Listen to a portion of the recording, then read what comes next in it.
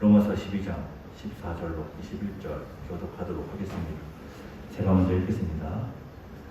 너희를 박해하는 자를 축복하라. 축복하고 저주하지 말라.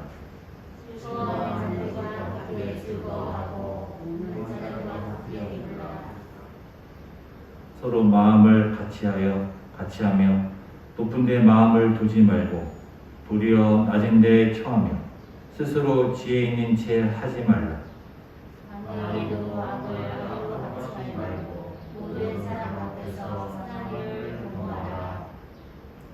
할 수 있거든 너희로서는 모든 사람과 더불어 화목하라.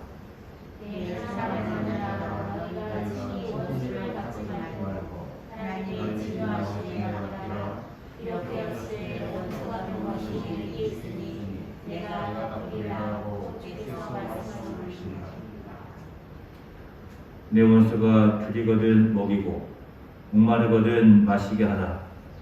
그리함으로 내가 숯불을 그 머리에 쌓아 놓으리라.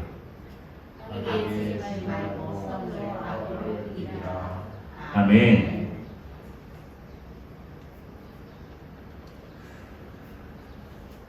저는 아주 어렸을 때부터 교회를 나갔습니다. 그리고 아주 어렸을 때부터 복음을 듣고 자랐습니다. 그래서 초등학교 때부터 이미 저는 제가 생각하기에 굉장히 믿음이 좋았어요. 부모님 따라서 초등학교 때부터 새벽 예배도 가끔 나가고 기도할 때 저는 하나님 위해서 죽을 수도 있습니다. 이런 기도도 하고 그리고 초등학교 때부터 목회자가 되기로 소원하고 아무튼 저 나름대로는 믿음 안에서 잘 자랐다고 생각하고 구원받은 하나님의 백성으로서 천국 간다고 확신하고 있었는데 신학교 2학년 때 마태복음 산상수훈 말씀을 읽다가 큰 충격에 빠진 거예요. 내가 율법이나 선지자를 폐하러 온 줄로 생각하지 말라. 폐하러 온 것이 아니요 완전하게 하려 함이라. 진실로 너에게 이르노니 선지가 없어지기 전에는 율법의 1.1획도 결코 없어지지 아니하고 다 이루리라. 그러므로 누구든지 이 계명 중에 지극히 작은 것 하나라도 버리고 또 그같이 사람을 가르치는 자는 천국에서도 지극히 작다 일컬음을 받을 것이요 누구든지 이를 행하며 가르치는 자는 천국에서 크다 일컬음을 받으리라. 내가 너희에게 이르노니 너희 의가 서기관과 바리새인보다 더 낫지 못하면 결코 천국에 들어가지 못하리라. 결코 천국에 들어가지 못하리라. 물론 마태복음 산상수훈 말씀 그전에도 읽었었지만 읽었어도 그전에는 예수님 믿으니까 천국 간다 그렇게 확신하고 있었는데 신학교 2학년 때 마태복음 5장 20절 말씀을 읽는 가운데 결코 천국에 들어가지 못한다고 이게 탁 마음에 와 닿은 거예요. 너희 의가 서기관과 바리새인보다 더 낫지 못하면 결코 천국에 들어가지 못한다. 그러면서 뭐라고 하시느냐? 옛사람에게 말하면 살인하지 말라. 누구든지 살인하면 심판을 받게 되리라 하였다는 것을 너희가 들었으나 나는 너희에게 이르노니 형제에게 노하는 자마다 심판을 받게 되고 형제를 대하여 나가라 하는 자는 공의에 잡혀가게 되고 유난한 놈이라 하는 자는 지옥불에 들어가게 되리라. 형제한테 화내고 욕만해도 지옥에 간다 하니까 얼마나 충격적입니까? 나름대로 착하게 산 것 같지만 친구랑 싸운 적도 있는 것 같은데 욕 잘 안 하는 편이었지만 그래도 욕한 적이 있는 것 같은데 그런데 형제에게 화내고 욕만해도 지옥에 간다니까 그럼 나는 지옥에 가는 건가? 그런 생각 드는 거예요. 또 간음하지 말라 하였다라는 것을 너희가 들었으나 나는 너희에게 이르노니 음욕을 품고 여자를 보는 자마다 마음에 이미 간음하였느니라. 만일 내 오른 눈이 너로 실족하게 하거든 빼어내버리라. 내 백체 중 하나가 없어지고 온몸이 지옥에 던져지지 않는 것이 유익하며, 또한 만일 내 오른손이 너로 실족하게 하거든 찍어내 버리라. 내 백체 중 하나가 없어지고 온몸이 지옥에 던져지지 않는 것이 유익하니라. 물론 십계명에서도 형제의 것을 탐하지 말라. 탐하는 것은 마음으로 갖는 거잖아요. 그 마음으로도 죄짓지 말라라는 말씀이 십계명에도 있죠. 그렇지만 마음으로 음욕을 품으면 가늠한 거다. 마음으로 가늠한 거다. 그래서 내 눈이 죄를 지면 뽑아버리고 내 손이 죄를 지면 잘라내 버려라. 실제로 이러한 말씀 때문에 자른 사람도 있어요. 성기를 죄 짓지 않으려고 성기를 자른 사람도 있어요. 진짜 자르라는 건가? 그런 생각 들더라고요. 진짜 자르라는 건가? 신학교 다닐 때 친구들이랑 토론도 하고 그랬어요. 정말 자르라는 건가? 심지어 어떤 교수님은 진짜 자르라는 거다. 본인도 안 자른 것 같은데 그렇게 말씀하셔서 아무튼 부담은 엄청 되잖아요. 또 눈은 눈으로 이는 이로 갚으라 하였다라는 것을 너희가 들었으나 나는 너희에게 이르노니 악한 자를 대적하지 말라. 누구든지 내 오른편 뺨을 치거든 왼편도 돌려내며. 앞의 말씀도 이제 굉장히 부담되고 어려운 말씀이었지만 오른뺨을 치면 왼뺨을 돌려내라. 이거는 못할 것 같거든요. 오른밤을 치면 왼밤도 돌려대라. 또 너를 고발하여 속옷을 가지고자 하는 자에게 고도까지도 가지게 하며, 또 누구든지 너로 억지로 오리를 가게 하거든 그 사람과 심리를 동행하고, 내게 구하는 자에게 주며 내게 구고자 하는 자에게 거절하지 말라. 이 말씀은 부담이 되는 정도가 아니라 이렇게 할 수 있나 싶은 거예요. 이렇게 할 수 있나? 어떻게 달라고 하는 대로 다 줄 수가 있지? 어떻게 오른밤을 치는 자에게 왼밤을 돌려댈 수 있지? 오른밤을 쳤을 때 안 치면 다행이지 어떻게 왼밤도 돌려댈 수 있을까? 또 내 이웃을 사랑하고 내 원수를 미워하라 하였다는 것을 너희가 들었으나 나는 너희에게 이르노니 너희 원수를 사랑하며 너희를 박해하는 자를 위하여 기도하라. 앞의 말씀도 어렵고 지키기 불가능한 것처럼 느껴지지만 그 중에서도 가장 어려운 말씀이 원수를 사랑하라 이 말씀인 것 같아요. 원수를 사랑하라. 박해하는 자를 위하여 기도하라. 이 말씀이 성경 전체에서도 가장 어려운 말씀이 아닐까. 사람이 걸리는 병 중에서 가장 무서운 병이 무슨 병입니까? 화병이잖아요. 화병.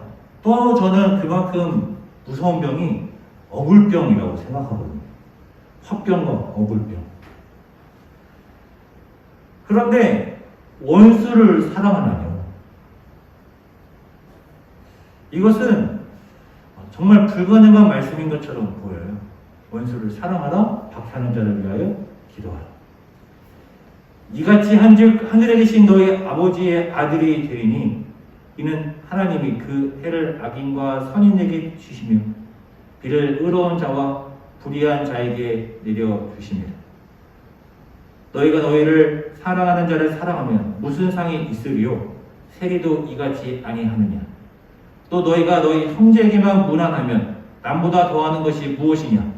이방인들도 이같이 아니하느냐? 그러므로 하늘에 계신 너희 아버지의 온전하신 것 같이 너희도 온전하라.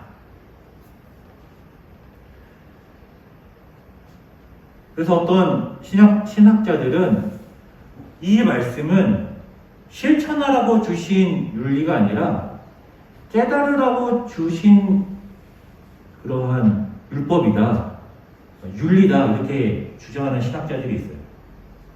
실천하라고 준 것이 아니라 깨달으라고 준 거다. 뭘 깨닫습니까?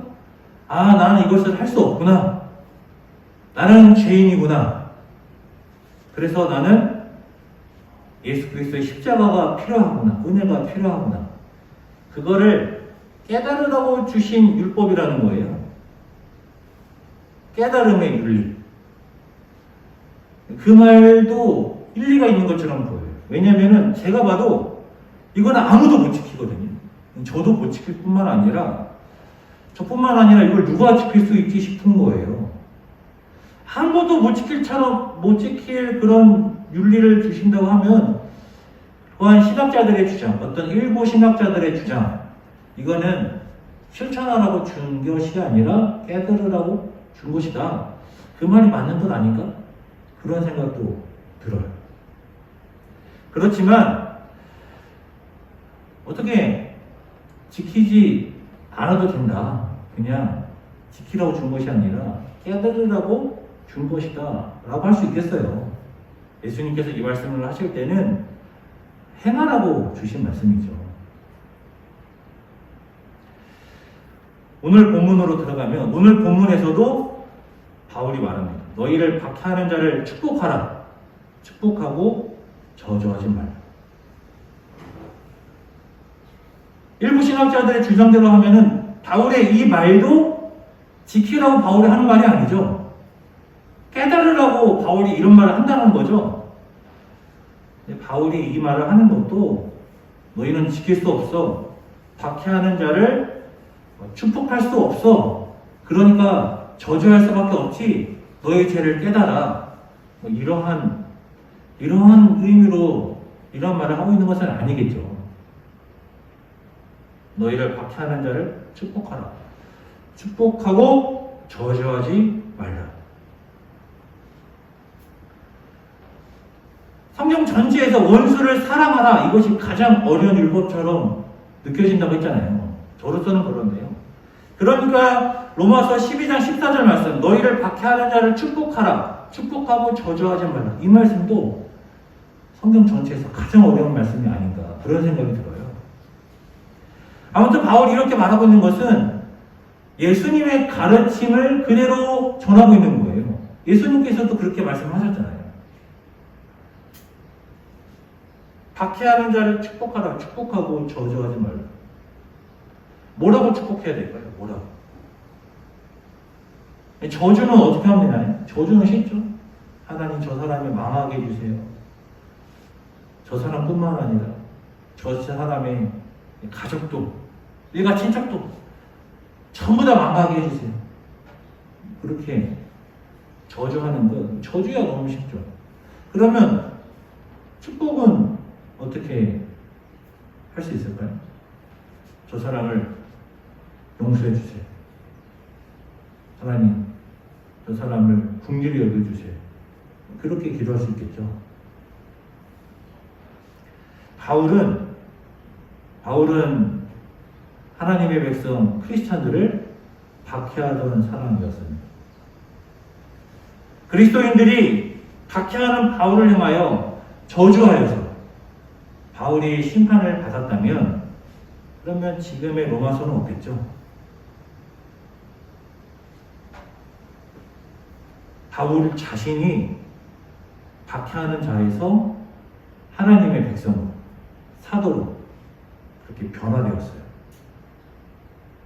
우리를 박해하는 자들이 너무 믿지만 하나님께서 그를 변화시키셔서 회개시키시고 거듭나게 하셔서 하나님의 백성 삼아주시고 하나님의 일을 그가 감당하게 한다면 그가 저주받는 것보다 더 귀한 일이겠죠. 너희를 박해하는 자를 축복하라. 축복하고 저주하지 말라. 저도 굉장히 찔리는 말씀이었어요. 저도 이제 누가 미우면 그렇게 하나님한테 하소연하고 있거든요. 시편에서도 그렇게 하니까. 다윗도 그렇게 하니까. 내 마음을 하나님께 다 아뢰야지 하면서 미워하는 말, 저주하는 말 그렇게 기도하고 했었는데 이 말씀이 저도 굉장히 찔렸어요. 축복하라, 축복하고 저주하지 마라. 우리 성도님들도 바울의 권면을 따라 박해하는 자를 축복할 수 있기를 주님의 이름으로 축원합니다. 즐거워하는 자들과 함께 즐거워하고 우는 자들과 함께 오라. 이거는 뭐 쉽죠. 서로 마음을 같이 하며 높은 데 마음을 두지 말고 도리어 낮은 데 처하며 스스로 지혜 있는 채 하지 말라. 겸손하라. 지난주에도 우리가 겸손에 대해서 함께 나누었죠. 겸손하라 라는 말씀인데요. 스스로 지혜 있는 채 하지 말라. 스스로 지혜 있는 채 하는 게 뭘까요? 스스로 지혜 있다라는 것은 자기 생각이 내가 말하는 것이 옳다라고 생각하고 주장하는 거예요. 내 생각이 내가 말하는 것이 옳다라고 주장하는 사람들은요, 여기까지 나가요. 나만 오라. 내 말이 오라. 그러지 말라는 것이죠.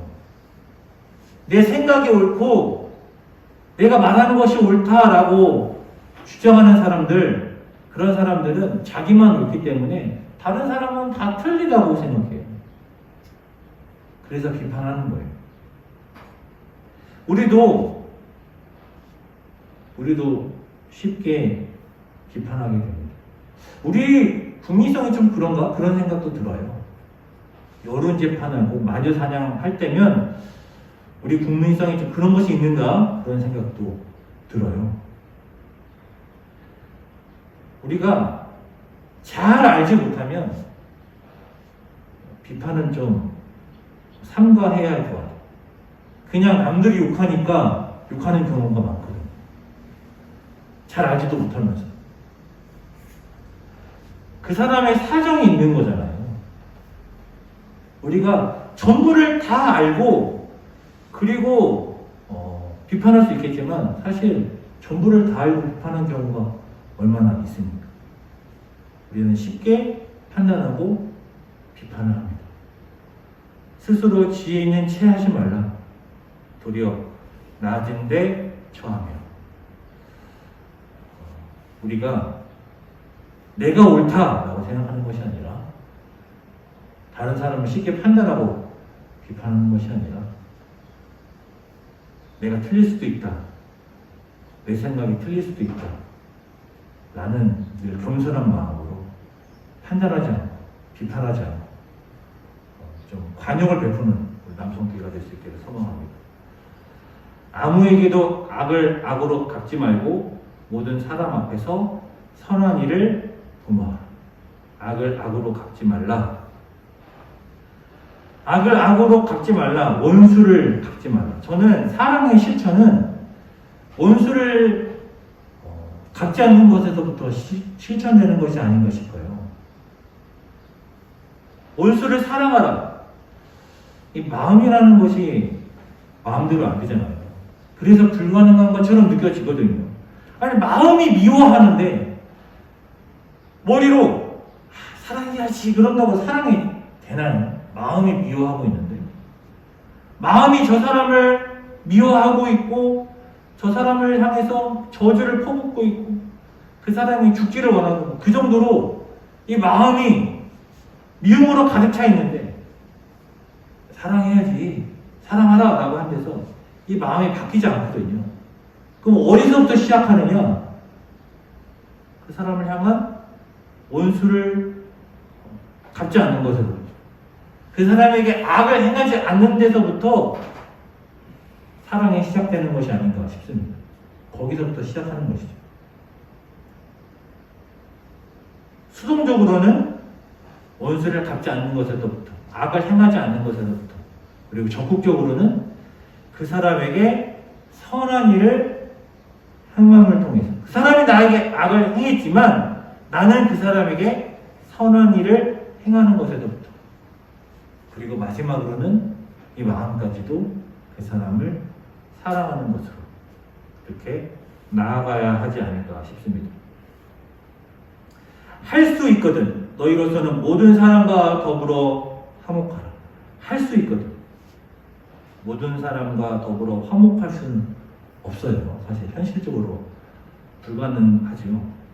그래서 바울도 뭐라고 합니까? 할 수만 있거든. 할 수만 있거든. 모든 사람과 화목하라. 샬롬을 이루라. 라고 말을 하고 있습니다. 내 사랑하는 자들아, 너희가 친히 원수를 갚지 말고 하나님의 진노하심에 맡기라. 기록되었으되 원수 갚는 것이 내게 있으니 내가 갚으리라고 주께서 말씀하시니라. 우리가 원수를 갚지 말아라. 왜냐? 하나님께서 그 원수를 갚기 때문에. 우리가 정말 하나님의 심판을 믿는다고 한다면, 나의 원수를 하나님이 심판하심을 정말 믿는다면 그 사람을 향하여 긍휼을 베풀 수 있는 것이죠. 왜냐하면 하나님의 심판은 영원한 심판이잖아요. 그 사람의 잘못에 대해서 하나님이 영원한 심판을 내리신단 말이에요. 우리에게는 영원한 생명을 주시고 우리들의 원수에게는 영원한 심판을, 멸망을,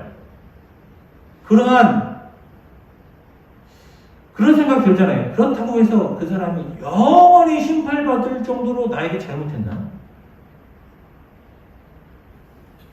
지금은 사람을 죽여도 한 5년에서 7년이면은 감옥에서 나오더라고요. 과실치사는 더 짧게 살고, 아무리 극악무도한 죄를 줘도 사형을 받는다고 해도 우리나라는 실제로 사형을 집행하지 않기 때문에 사형이 선고되어지면 무기징역이죠. 그리고 무기징역이 되어도 그래도 또 가석방 되는 경우가 있다고 해요. 한 20년 정도 살면. 그 어떤 죄를 져도 감옥에서 사람이 내가 20년 정도 살면 나올 수도 있다, 이런 희망을 품거든요. 아무리 큰 죄를 져도. 그런데 우리의 원수, 물론 나에게 악을 행한 그 원수, 그렇지만 하나님이 그에게 영원한 심판을 내리신다 라고 한다면, 우리가 그것을 정말 믿는다면, 그러면 그 심판을 하나님께 맡기며 그 사람을 긍휼히 여길 수 있는 거잖아요.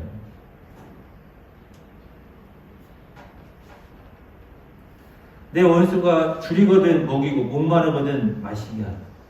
그리함으로 내가 숯불을 그 머리에 쌓아 놓으라. 바울의 권면이고, 또 예수님께서 이런 말씀을 했지만 구약에는 이런 말씀이 없느냐? 잠언 말씀을 보시면요, 잠언 25장 21절 22절 같이 읽도록 하죠. 시작. 내 원수가 배고파 하거든 음식을 먹이고 목말라 하거든 물을 마시게 하라. 그리하는 것은 핀 숯을 그 머리에 놓는 것과 일반이요 여호와께서 내게 갚아 주시리라. 사실 원수가 굶주려 있다면, 목말라 한다면 이미 그 사람에게는 어느 정도의 심판은 임한 것 아니겠습니까? 먹을 것이 없어서 굶주리고 있다면, 마실 물도 없어서 목말라 한다면, 그런 사람에게 긍휼을 베풀라는 거예요.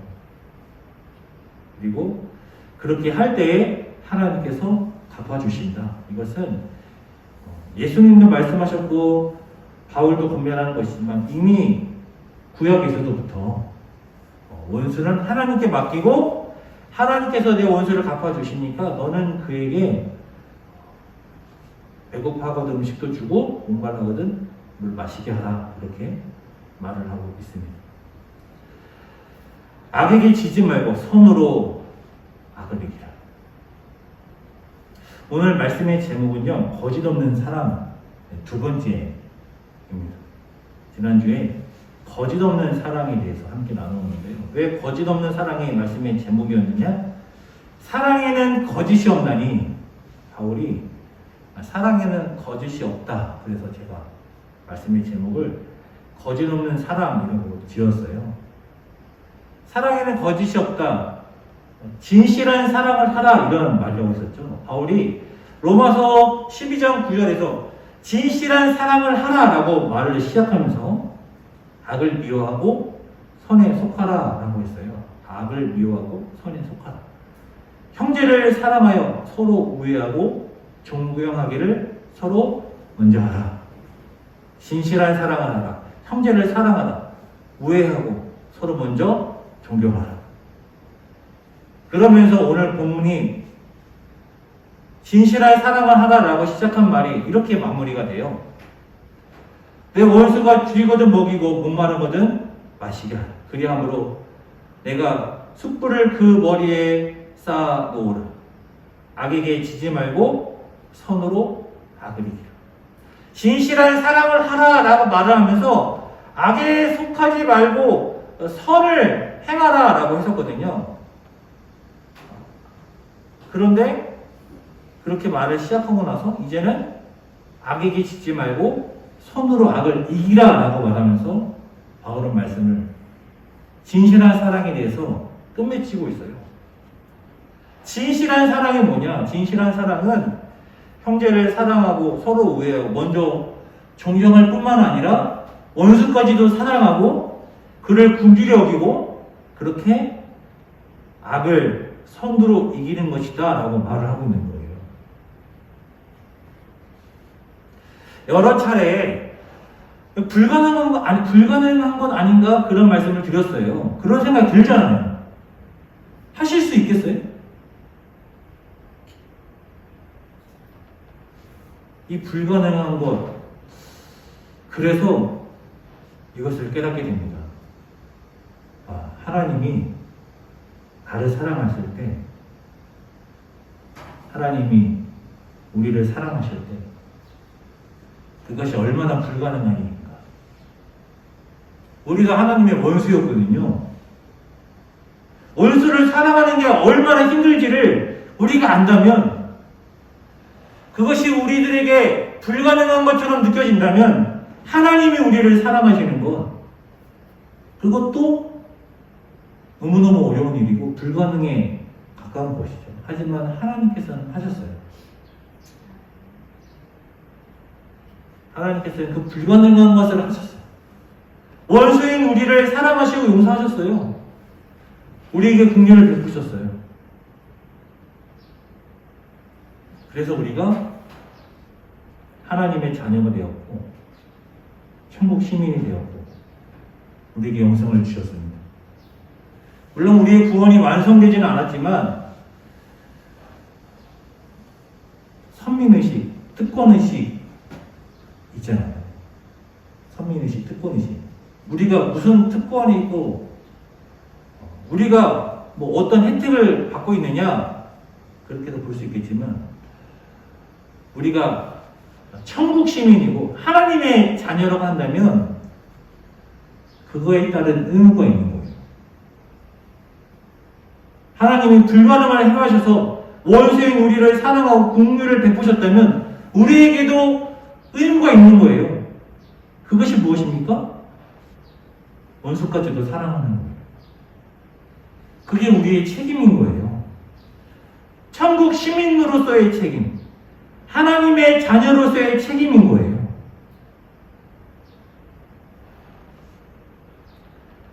불가능해 보인다 할지라도 성령의 도우심을 따라 할 수 있는 줄로 믿습니다. 그리고 이것은 저절로 되는 것은 아니고 지난주에도 말씀을 나누었지만 성령이 도우시니까 가만히 있으면 저절로 되느냐? 저절로 되진 않고 그래서 바울이 지난주에 뭐라고 고면했죠? 기도하기 힘쓰라라고 했잖아요. 저절로 되는 것이 아니고 기도하며 노력해야 매일같이 결단하고 노력해야 되는 것입니다.